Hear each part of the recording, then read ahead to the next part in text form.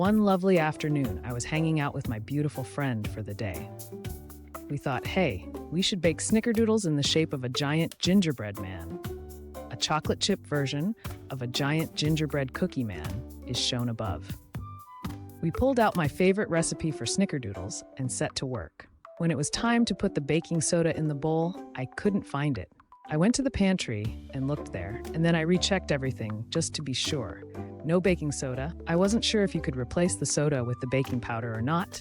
I couldn't contact my wonderful baking-savvy mother. So what did we do? We Googled it. Turns out, according to a group forum, that you can replace baking soda with baking powder. You just need to triple the amount and add more sugar to offset the bitterness.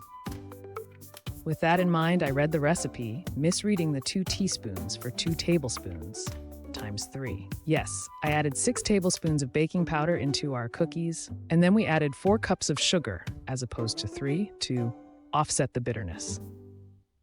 Let me tell you, this forum is wrong. Just do the recipe as you would normally do the recipe, period. It will save you a bellyache due to the consumption of excessive baking powder and well, not mocking, but good-humored laughing, and then questions about your future as a baker from your family. Although now it makes a good joke, so if you'd rather, we pressed it into our gingerbread man cookie tray and sprinkled with cinnamon sugar and stuck it in the oven. When we took it out, it had risen at least ½ inch over the side. I don't remember exactly how thick it was, but it was huge. Needless to say, it took me months to regain the trust of my brother again, as far as baking went. And you want to know what the best part was?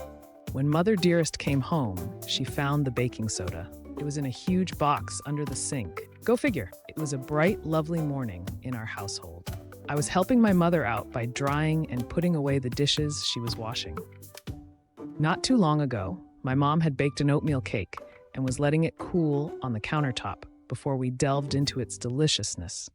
Now, I know that I wasn't the one who baked the cake, but just wait, you'll see where I goofed things up. I took a glass custard cup from the drying rack and wiped it with a towel, and then I went to put it in the cupboard. The cupboard that happened to be right above the cooling oatmeal cake. I don't remember what happened exactly. All I know is that I went to put the small glass cup on its rightful shelf when it slipped and fell down, crashing into the 9x13 pan and smashing into a zillion pieces all over the oatmeal cake. And seeing how consuming glass isn't exactly safe, we had to throw the whole cake out. Oops. But I think we may have made something else to replace it, though I'm not exactly sure. It was a long time ago, but it's nice to think that we didn't lose everything when I broke the custard cup over the cake, and that we got something else out of it. But I really don't know.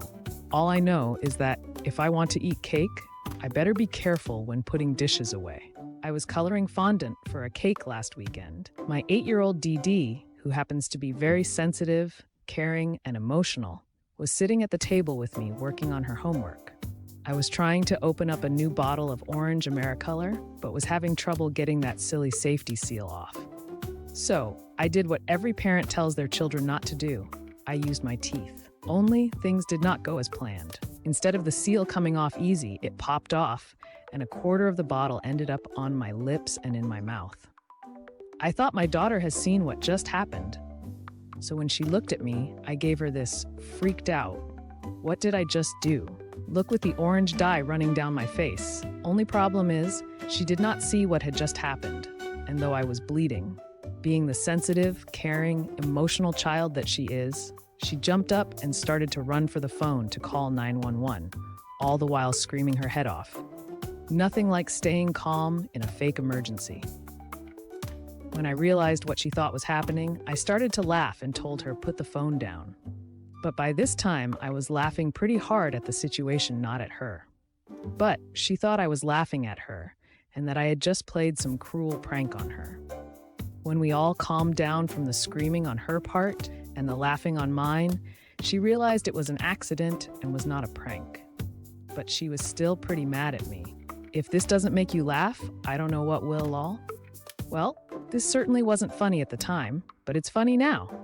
I had been doing cakes all day one Friday, had 2 weddings plus lots of other orders for the next day. I was on my last cake, a quarter sheet, and it was about 3:30 a.m. I finished decorating it and put it in the box. For some reason, and when I think back now, I can't for the life of me figure out why, other than the fact that I was completely delirious with exhaustion, I decided that I wanted to take a picture of this cake. So, I took it out of the box, put it on the counter, and took a picture of it. The next 5 seconds were like slow motion.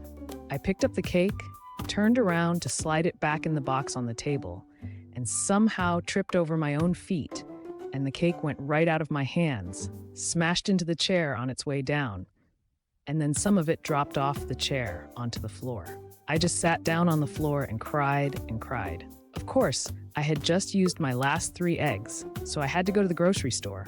Fortunately, it was open 24 hours, right then, to buy more eggs. Then I had to bake the cake, flash freeze it just to cool it enough to ice it, and then ice and decorate it.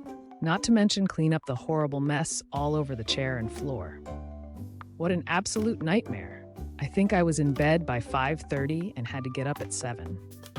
Needless to say, I took a nice long nap the next afternoon after all of the deliveries were done.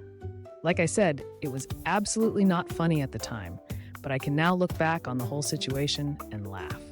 The worst part is that I don't even know why I wanted to take a picture of that cake. It wasn't even anything special. Well, my funny story is Easter Day.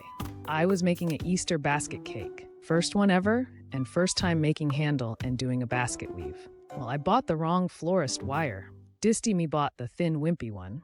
Anyway, I tried everything to get that wire to stand up, no luck, so I made it look like a laid-down handle. Then comes the basket weave that I had to redo about 25 times till it looks pretty nice, I guess. Well, I was running late to the dinner and hunt, so I grabbed about 5 things in my hands and arms, including the cake. Now, the cake was on my revolving cake stand, and I opened the screen door, and well, you can guess the rest. Yep, the cake fell flat on the ground. I threw the cake stand, it broke, and I started laughing so hard, my husband didn't know what was going on. I said, "Babe, I should have known better than to leave it on that revolving cake stand." He said, "You could have asked for help." Oh well, the cat liked it.